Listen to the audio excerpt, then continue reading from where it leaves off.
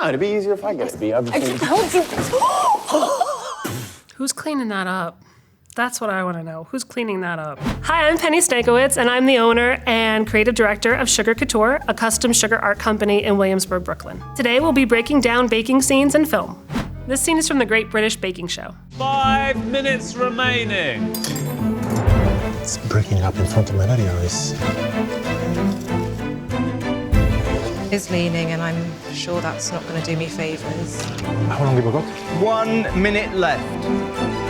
It's just about okay. It's horrible because it's melting down, but I will be able to finish it. Time is up. It's finished. There's a lot of manipulation and time frame here. I have 5 minutes left. He hasn't even touched his cake, barely even cut it, definitely hasn't filled it or decorated it. Next shot, they cut to, it's half filled, he's about to finish filling it, still hasn't decorated it, still hasn't iced it, still hasn't put stuff on top of it. It's finished. They're lying to me, and I don't really like being lied to. There's no way that happened in 5 minutes. Giuseppe is taking a huge gamble. He plans to bake one large cake and then slice it into 3 layers. So I'm using a heating rod in the center and a cake belt around it to homogenize the heat across the cake.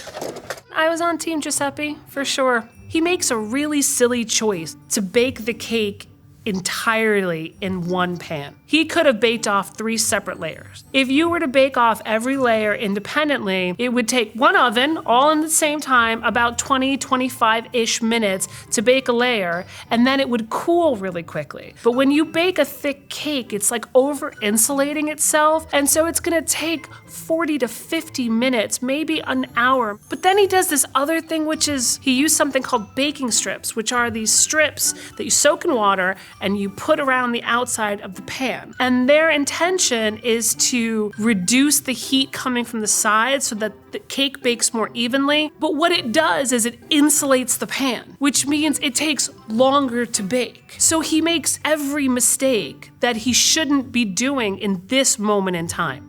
I can start assembling, which is stressful stuff. Quite nice and firm, which is good. Can I talk about her cake for a second? Breaks my heart. What she's doing is she's damming the cake because she's gonna fill it with an orange curd. So curd is super soft and will completely squish out the sides unless you first pipe icing around it to hold it in. But she goes double height. She pipes 2 rings around it, but then the curd that she puts in there is only like to the first pipe around. And then she puts the next cake on top and you can see it sink in. It's because she piped that so high that things weren't in touch with each other. This scene is from Matilda.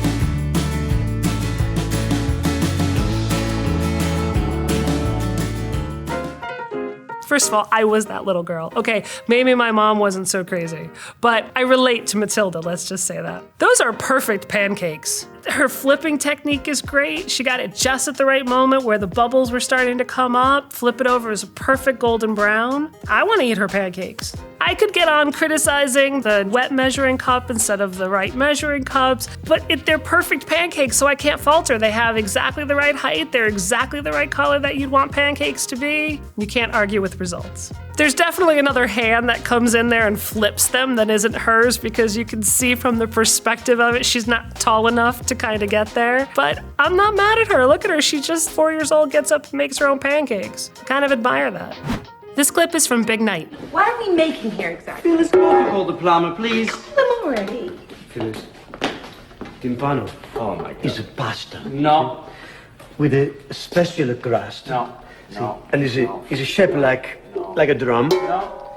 Like a timpani drum. What are you doing? What should you do something? And the inside Come on, please, my God. are the most important things in the world. I love this movie so much. It was written by Stanley Tucci, directed or co-directed by Stanley Tucci, and obviously it's starring him. And look at Mark Anthony, my God, that's Mark Anthony. It's such a labor of love and it feels so personal on so many levels. Timpano, it's based on a family recipe of Stanley Tucci's, what they create. They bake pasta into something else. The dish is meant to ultimately resemble a drum. So It's baked in a pan that's going to give it that shape. And this is fresh homemade pasta, and then they fill it with more fresh pasta that they've made. Then there's homemade sauce, and there's homemade meatballs and cheese, and it's layered like a lasagna is layered. And then the pasta gets folded over and it gets baked. All of the components for this dish have to be made separately because each of them is going to cook at different times and different rates. And then when it's assembled, it's all about bringing it together as a whole and setting the layers. It's going to take a lot of time. It's going to take definitely 24 hours. For sure, it could be made over 3 days between making all of the things and making them all right.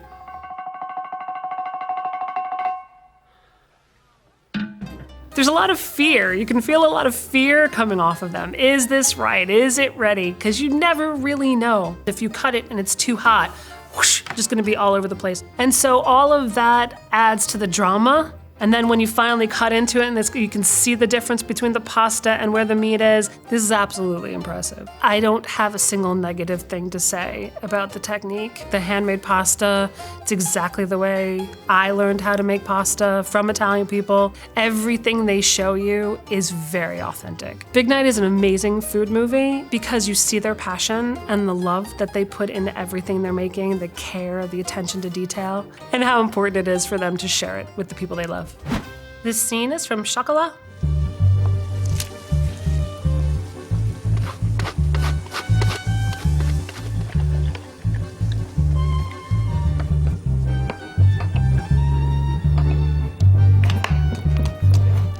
The story sets her up as coming from a family who discovered chocolate, discovered its deliciousness, discovered its medicinal uses. So her technique is very grounded in sort of the techniques that were developed when chocolate was first found. So there's no electrical machinery in her studio. She's making the first, quote, bean to bar chocolate, basically. So she's starting from beans, she's grinding the beans, and then literally turning it into chocolate. She knows her way around tempering. There's a lot of hard work involved in that, and they really do skip over a lot of it. I do have one little criticism. At one point, she gives one of the people who live in the village this bag, and she calls them chocolate nibs, and she tells them that they're an aphrodisiac.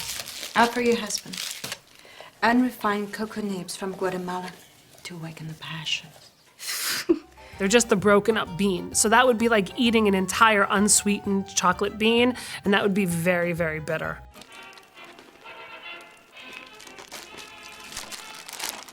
There's no way you would be able to eat that much, unknowing what the result was gonna be from them. There's a lot of subtext. The chocolate is a character in the film, and it represents letting yourself go, it represents indulgence, and it represents joy. This scene is from It's Complicated.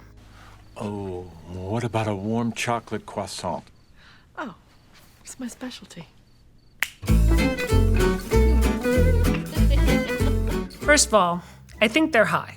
To think that this is gonna happen in an hour is insane. To make a croissant, it's a 2-day process. You start with a dough. That dough has to proof for 2 hours, and then it goes into the refrigerator and sits overnight. You have to make butter packets. They don't show that, they skip that entirely. The dough has to be folded together several times. They show them doing that. And I could give her a little bit of a pass on maybe the dough was already in the fridge, but then it has to be folded in and it has to be chilled for a half an hour between every fold. And then it has to proof for 2 hours before it can get baked. So this is a minimum of 4 hours. Hey, I'm just gonna make you a chocolate croissant. It's not gonna happen.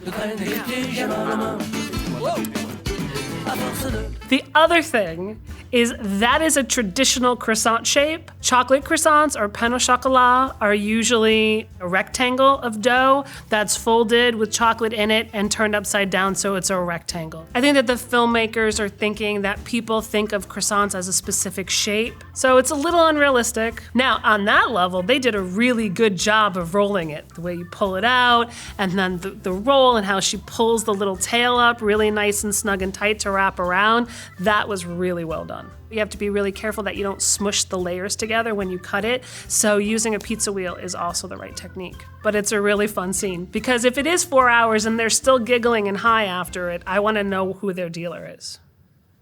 This scene is from To All the Boys, P.S. I Still Love You.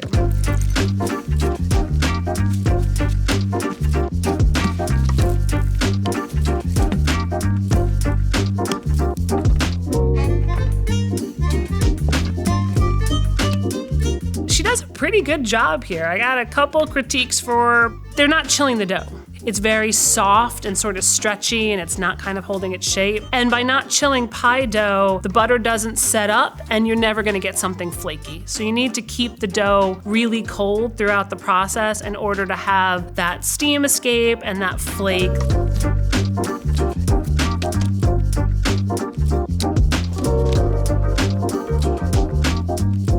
She uses a knife to cut the vents, but she uses the bench scraper to cut the shapes. So had she used the knife, she probably would have gotten cleaner cuts and honestly gotten probably a couple more pieces out of the extra scraps of dough for sure. The other thing is at a certain point she piles up all of the dough and then puts it out like playing cards almost. And if that dough is warm like that is, it's gonna stick completely. So it's not a great idea to pile those up on top of each other. The other thing that I kind of wish she had done is paint egg wash around the edges of the bottom ones to have something for the top ones to really stick to, because without that, they're definitely gonna expand and separate in the oven. You're gonna have a lot of cherry pie filling out of the hand pies rather than in it where you want it. And she makes the egg wash. She makes the egg wash in the end, so the fact that she doesn't use it to seal it breaks my heart a little bit. So it's charming. She bothers to go through the steps and she bothers to try to do it right. She cut the vents to allow steam to escape. When she was making her cherry filling, she used lemon juice, which is gonna help thicken it, but it's also gonna add a lot of complexity and acid, which is really more of a seasoning in something like this than it is a flavor profile. I think she does a good job. She's using the tablespoon so she doesn't overfill them. She's not trying to be a professional. She's just trying to bake something at home, so she does a great job for this. I'm sure that everyone who's eating her hand pies is very happy. This clip is from Chef.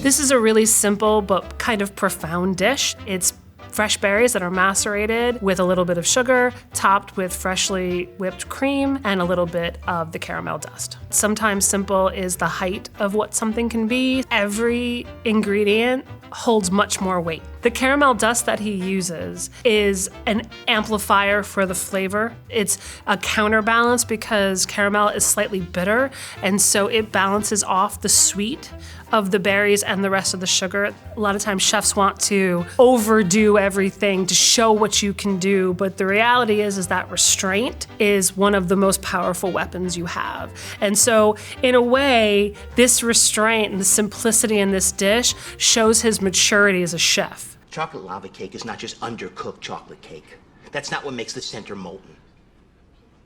You take a frozen cylinder of ganache and you set it in the ramekin so that as the outside cooks fully, the inside becomes molten. That's a fantasy. Deep down inside, I think we all want to scream and rage, if not at a reviewer at Yelp. You can't answer back. So you kind of just have to stay in the kitchen and take it. As far as the molten lava cake, it's on the fence because there's actually two ways to make it. And there is a way to make it where it is just underbaked cake, and there is a way to make it where you freeze a ganache. My husband wouldn't recognize the difference between the two methods. It hurts! Yes. It hurts when you write that. It hurt you! It does, it does. But I probably would. Ganache is very rich and very creamy versus the underbaked cake, which tastes a little bit of raw cake. Chef's a fun movie, and it's one of the few food movies that does actually seem to convey what it's actually like to live and work in a restaurant. This scene is from Bridesmaids.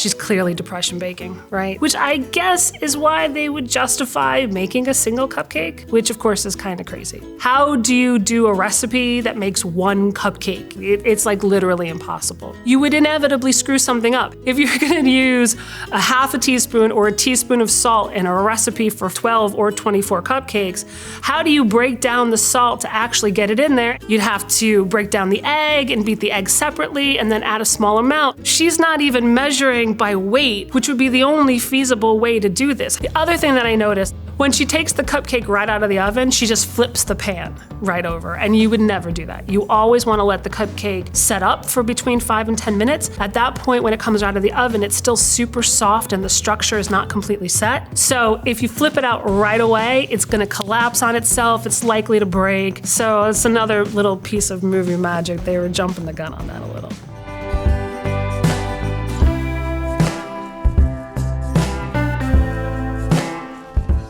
The flour is probably made out of fondant. I would make that out of gum paste. Gum paste can be rolled much thinner, and then you get a much more delicate petal out of it, and something like an orchid is nothing if it's not delicate, right? I know I'm being like hypercritical, but like that's what I do.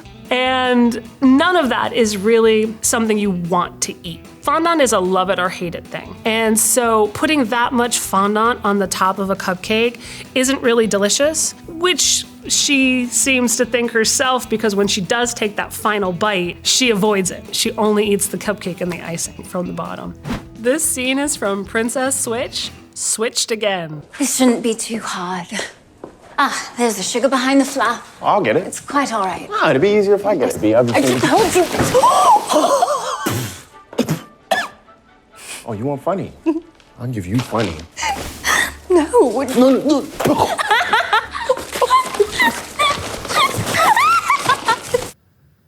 Who's cleaning that up?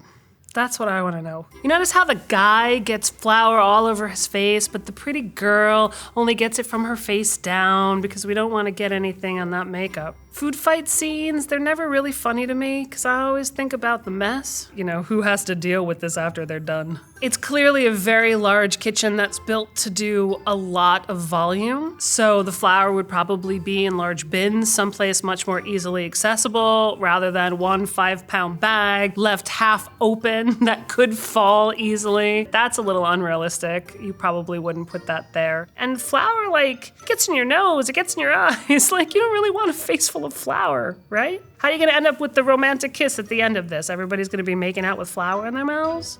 It's pretty gross.